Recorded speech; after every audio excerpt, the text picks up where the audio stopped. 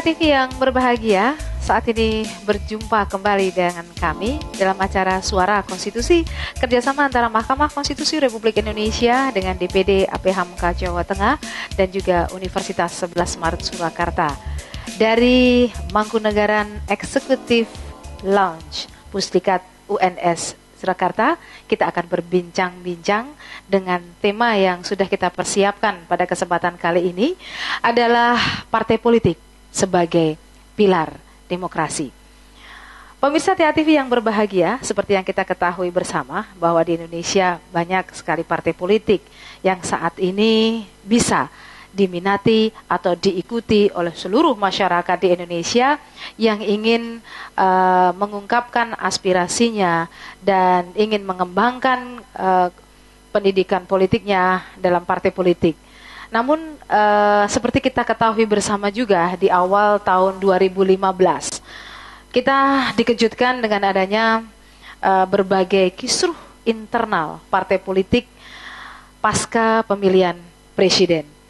Dan kita melihat seolah-olah terjadi dua konfigurasi politik yang besar, yaitu koalisi pendukung pemerintahan dengan koalisi yang secara konsisten dan komitmen menjadi koalisi oposisi.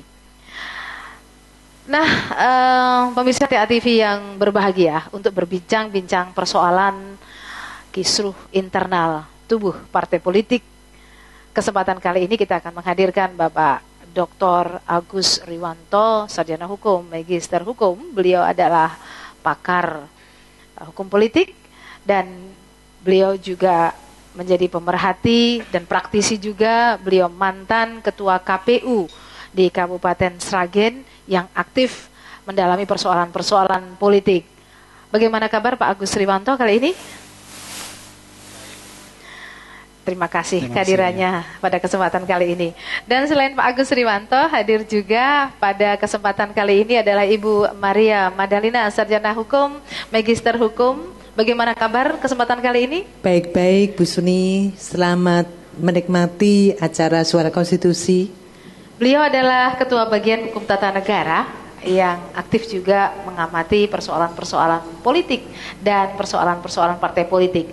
Dan kali ini juga kami cukup berbahagia karena hadir juga aktivis partai politik yang tidak asing di Kota Surakarta, Bapak Arief Suhadi, sarjana hukum, magister hukum. Bagaimana kabar kesempatan kali ini Bapak? Alhamdulillah, sehat Mbak. Alhamdulillah, senang sekali bisa bergabung dengan kita karena beliau ini aktivis partai politik dari Partai Persatuan Pembangunan atau P3 yang kita juga kenal kayaknya kemarin di awal tahun 2015 ada juga kisruhnya sedikit-sedikit di tubuh internal parpol. Persoalannya apa, bagaimana, mungkin nanti bisa dijelaskan juga. Namun sebelum kita masuk ke situ, kita akan minta pendapat dulu nih sama Pak Agus, Pak. Kira-kira persoalan-persoalan yang terjadi di tubuh internal parpol ini sebenarnya menurut pengamatan Bapak ini pemicunya apa sih sebenarnya? Begini, kalau kita melihat perkembangan partai-partai, sejarah kepartaian Indonesia itu kan memang beragam ya. Iya. Dan hampir semua partai yang tumbuh dan berkembang di Indonesia itu hadir bukan partai yang berdasarkan sukarela, tapi partai yang hadir untuk meraih kekuasaan. Iya. Nah, ketika partai-partai ini tidak meraih kekuasaan, maka pada ujungnya akan merasa ada yang kurang. Di level itu perebutan antara faksi di tubuh partai, antara yang ingin berkuasa dan ingin menjadi bagian dari oposisi, itu tidak terkelola dengan baik. Itulah sebabnya menurut saya ini adalah faktor lemahnya ideologi partai politik. Wow, lemahnya ideologi partai politik. Partai nyaris tidak punya ideologi. Iya. Jadi semua partai di Indonesia itu ideologinya seragam ya. Tidak ada yang berbeda. Padahal ideologi itu adalah bagian dari form yang akan diterjemahkan dalam bentuk visi misi, program, ide dan gagasan. Perbedaan partai itu harus ada karena itu bagian dari ID ya, identifikasi dari pemilih terhadap partai politik. Kita melihat ada sebuah proses politik yang agak berbeda di Indonesia itu. Kalau pakai teorinya Scott Manwaring itu, negara yang stabil itu diukur paling tidak 3 kali pemilu, itu pemilihnya itu tidak berubah pilihan partainya. Itu disebut dengan volatile voting behavior. Itu disebut dengan stabil, demokrasi stabil. Tetapi Iya. di Indonesia itu tidak. Setiap pemilu berlangsung, maka pemenangnya berbeda. Itu pertanda bahwa kesetiaan pemilih terhadap partai itu nyaris tidak ada. Itu berarti ideologi partai lemah. Orang mengidentifikasi diri terhadap partai itu lemah. Itu. Baik, kita Itu bicara soalnya. dari pemilihnya. Iya. Ideologinya lemah, milihnya bisa pindah-pindah. Jangankan pemilihnya, anggota partai politik pun dengan mudah berpindah tempat juga. Iya. Jadi mungkin kali ini ada di satu partai politik yang satu, besoknya lagi sudah pindah ke tempat partai politik yang lain. Iya. Oke, mungkin kita stop dulu, kita akan pindah ke Pak Arief. Benar nggak sih lemahnya ideologi ini yang menjadi pemicu kisruh di dalam tubuh parpol?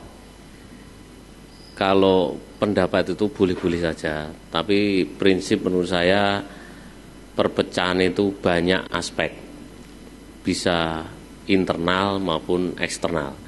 Dalam kasus P3 ini kalau mungkin saya hanya cerita singkat, kalau saya ceritakan panjang mungkin 2 malam tidak habis. Oh, 2 malam nggak habis ya Pak? Nah, mungkin singkat yang saja. pertama, P3 ini partai lama, tahun 73, sehingga pendiri-pendirinya sekarang sudah tidak ada.